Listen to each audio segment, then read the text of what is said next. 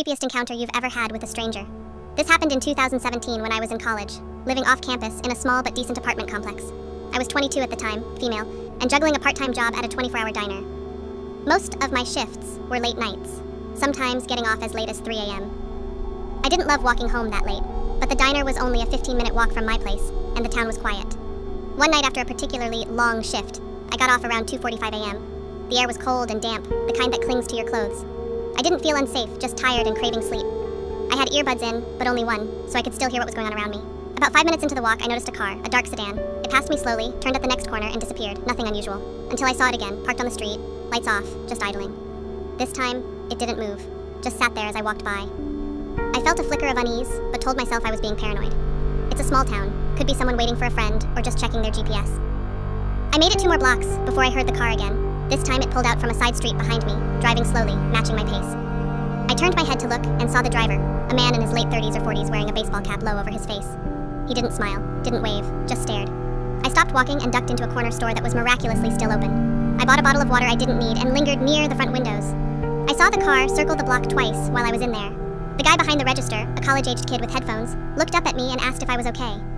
I told him about the car. He offered to call the cops or walk me home, but I told him I'd be fine. I didn't want to be dramatic. I was trying to stay calm, to not escalate things in my head. That was my mistake. When I finally left the store, the street was quiet again. No sign of the car. I started walking faster, one hand in my coat pocket gripping my keys. Just as I reached my apartment building's front door, I heard footsteps behind me. Not fast, but not slow either. I turned and there he was. The man from the car. He was walking toward me on the sidewalk, looking casual. Too casual. My apartment had a secure entry, but I knew if I fumbled with the keys, he could close the gap. So I made a snap decision.